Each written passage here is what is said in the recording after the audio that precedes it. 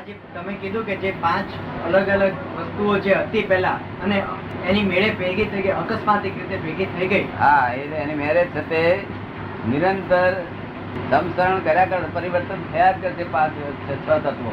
હા, એ તત્વો ભેગા થવાથી હવે એનું આ રૂપક દેખાય છે બધું. પણ એ તત્વો બરાબર, હું માનું છું કે તત્વો પહેલા જુદા હતા અને અકસ્માતથી ભેગા થઈ ગયા, પણ એ તત્વોની પાછળ પણ કોઈક વ્યક્તિ, કોઈક વસ્તુ, કોઈ શક્તિ તો હોવી જોઈએ કે જેને તત્વો બનાવ્યા.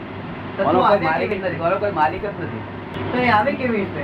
હા, માલિક ન હોય તો એ ઉત્પન્ન કેવી રીતે થાય? આ તત્વો ભેગા થવાથી આ રૂપ દેખાય છે, બીજું કશું ઉત્પન્ન થયું નથી ને. એ તત્વો કેવી રીતે ઉત્પન્ન થયા? તત્વો તો કાયમ ના છે, પરમાનન્ટ છે. એનું નામ જ જગત, પરમાનન્ટ તત્વો છે. આ તત્વો પરમાનન્ટ છે. તત્વો પરમેનન્ટ છે એ વાત હું માનું છું, કબૂલ છે, પણ એ ઉત્પન્ન કેવી રીતે થાય? કોણે પરમાનન્ટ ઉત્પન્ન હોય નહીં બધા. કંઈક તો એનો નાશ કે ના, કંઈક વિનાશ, એની ઉત્પત્તિ વિનાશ, હોવી. જે વિનાશી હોય ને ત્યારે ઉત્પન્ન થાય, વિનાશ થાય. પરમાનન્ટ ઉત્પન્ન થવા પર હોય તો શાશ્વત પરમાનન્ટ નહીં, એક વસ્તુ છે કે આ દુનિયાની અંદર કોઈ પણ વસ્તુ આપણે જોઈએ છીએ, કોઈ પણ વસ્તુ કોઈની જો એની પાછળ ન હોય તો એ એની મેળે આવતી જ નથી. કોઈક શક્તિ એની પાછળ હોય છે કે ગમે તે કરનાર કે કરતા કરતા પાછળ તો હોય જ છે. તો એ આપણા મગજની બહાર કદાચ વસ્તુ હોય કે આ 6 તત્વો જે આપ કહો છો એ કેવી રીતે બન્યા હોય, પણ એની પાછળ કોઈક શક્તિ તો હોવી જોઈએ. આ જે 6 તત્વો છે તે એના મેળે અવિનાશી છે. એને કોઈ બનાવનાર ના હોય, એનું એન્ડ ના હોય, એની બિગિનિંગ ના હોય. એન્ડ બિગિનિંગ જે વિનાશી હોય તેમાં હોય, જે વિનાશી હોય તેની એન્ડ હોય.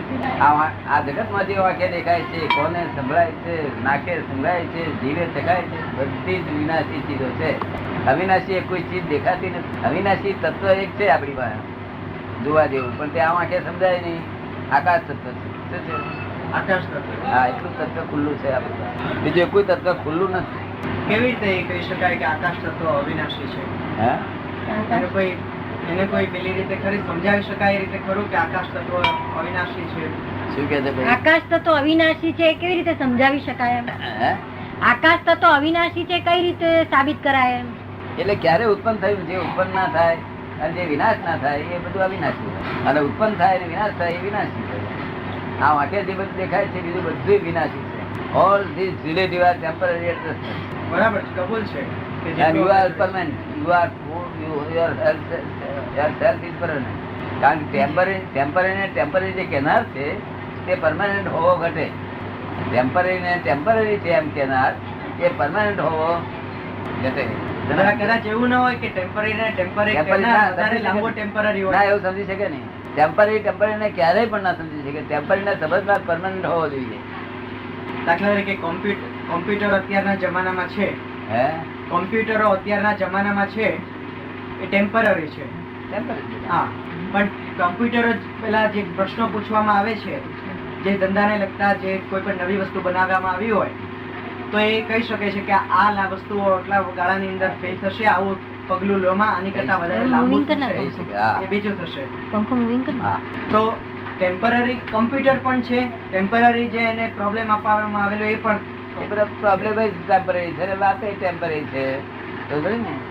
એમાં પરમાનન્ટ છે જ નહીં. એટલે હા, એટલે એનો અર્થ એવો થયો ને કે જે ટેમ્પરરી કહેનાર ને ટેમ્પરરી જે છે, પણ જે કહેનાર છે કે આ ટેમ્પરરી છે કદાચ લાંબુ ટેમ્પરરી હોય. આ માણસ છે તે જે બધું કામ કરે છે ને તે ટેમ્પરરી માણસ કામ કરે છે. પરમાનન્ટ માણસ ને ઓળખતો નહીં. તારી અંદર પરમાનન્ટ છે ત્યારે તું ઓળખતો નથી, અને તું ટેમ્પરરી છે એવું માની બેઠો છું. શું તારું નામ શું? હિતેશ. હે? હિતેશ. હિતેશ. હાજી. હું હિતેશ છું એવું માનું છું કે ખરેખર તું હિતેશ છું? ના, નથી. મનોધર્મ, દેહ ધર્મ બધા સુધી જાય તો તું પરમાત્મા થી. તમે કીધું ને કે પરમાત્મા કોઈ છે જ નહીં આ જગતની અંદર. વાયુઓ હતા ને એ બધા આવી ગયા. બનાવનાર નથી, આનો બનાવનાર નથી, ભલે બનાવનાર નહીં આનો ઉપરી નથી. તો પરમાત્મા શું છે? તો ભલે ઉપરી ન હોય એ તો આત્મા એ જ પરમાત્મા છે. જે ચેતન છે ને તત્વ એ જ પરમાત્મા છે. એને જ્યાં સુધી બાહ્ય લક્ષણ છે, બાહ્ય ઉપર દ્રષ્ટિ છે આ વિનાશી ઉપર, ત્યાં સુધી એ મૂળ આત્મા છે. શું છે? મૂળ આત્મા. આત્માની મૂળ દશા છે. તે બાહ્યમાં એના વિનાશી ચીજોમાં સુખ ખોળે છે. શેમાં ખોળે છે? વિનાશી ચીજોમાં. વિનાશી ચીજોમાં સુખ ખોળે તો હજી મૂળ દશા છે આત્માની, તે મૂળ આત્મા કહેવાય છે. અને જયારે સાચા સુખની, સનાતન સુખની શોધખોળ કરે અને જયારે એને પ્રાપ્તિ થોડી ઘણી થાય ત્યારે અંતરાત્મા થાય. અંતરાત્મા થયા પછી છેલ્લી દશા એ ફૂલ ગવર્મેન્ટ પરમાત્મા થાય છે. પણ એ કોણ એને કરાવે છે કે કોઈ ભાઈ બનાવનાર છે જ નહીં, કોઈ એ વચ્ચે કેવી રીતે કોઈ- એની મેળે જ આગળ વધે? હે? એ કેવી રીતે એની મેળે જ આગળ વધે? કોઈક એની ઉપર તો પેલો હોય કે ભાઈ આ ખોટું કરે સાચું કરે એ છે, આ નિમિત્ત આગળ કરું. એ નિમિત્ત કહેવાય. હું નિમિત્ત ખરો, હું કરતા નહીં આનો. આ તને હું વાત કરું તો તને સમજણ પડે, કામ લાગે કે ના લાગે? એ રીતે હું કરતા નહીં, આવી રીતે નિમિત્તિક રીતે. પણ એ નિમિત્ત કરનાર કોણ છે? નિમિત્તની પાસે કોઈક તો આવજો હાથ. ના, નિમિત્ત ગોઠવેલા છે આપણા પૂર્વે પુણ્ય બાંધેલું હોય. પણ એ કોણે ગોઠવ્યા? ના ના, પુણ્ય જે બાંધેલું હોય આપણે, તું સારા કર્મ કરું તેને પુણ્ય બંધાય, અને ખરાબ કર્મ કરું કોકને દુઃખ દઉં તો પાપ બંધાય. એ પુણ્ય બંધાય તેનાથી આપણને આ બધી જોઈતી નિમિત્તો વળી આવે. બરાબર ને? એ પુણ્ય એ બધું. એટલે આપણે જે કર્મ વ્યવસ્થિત કરીએ નામની છીએ, શક્તિ કરે છે. આ વ્યવસ્થિત નામની શક્તિ આ બધી વહેંચણી કરે છે. એટલે આપણે જે કર્મ કરીએ છીએ એ પૂર્વના કર્મો કરેલા હોય એની રીતે જ કર્મ કરીએ છીએ, બરાબર છે? હા. તો પૂર્વના કર્મ કરાવનાર કોણ? હે? આ કર્મ જે કરીએ છીએ એ પૂર્વના કર્મ કરીએ છીએ, પણ હા. પૂર્વના કર્મ કરાવનાર કોણ? તો હા, તે અત્યારે છે તે પૂર્વ કર્મ નો અત્યારે તું અત્યારે કર્મો કરી રહ્યો છું, એની મેં આવતા ભાવનો કર્મો પડી રહ્યા છે, બીજ પડી રહ્યા છે. ના, એ માની ગયો કે આ જે કર્મ કરીએ છીએ પૂર્વના કર્મ કરાવેલા છે. આપણે એ રીતે સર્કલ ચાલતું જ જાય કે પૂર્વના કર્મોનું આપણે કરેલું છે, પૂર્વના કર્મોનું કરેલું છે. પણ એક એવો પોઈન્ટ આવે ને કે જ્યાં પૂર્વના કર્મોની શરૂઆત થઈ, તો એ પૂર્વના કર્મોની જે શરૂઆત થઈ એ કરાવનાર કોણ હતું? એ કેવી રીતે શરૂઆત થઈ? પૂર્વના કર્મના શરૂઆત થવાની અંદર અત્યારે કોઝિસ થઈ રહ્યો છે. આ ઇફેક્ટ છે. શું છે? પૂર્વનો કર્મ એ ઇફેક્ટિવ છે. કેવા છે? Effective, effective. ફળ આપનારો. સમજો ને? અને આવતા ભાવના માટે જે કર્મ બંધાઈ રહ્યા છે તે કોઝિસ છે. કોઝિસ તે કોઝિસ આવતા ભાવ પાછા ઇફેક્ટ થાય છે, અને પાછો ફરી કોઝિસ ઉત્પન્ન થાય છે. Causes and effect, effect and causes, causes and effect, effect and causes ચાલ્યા જ કરે છે નિરંતર. ના, એ વાત માની ગયો હું.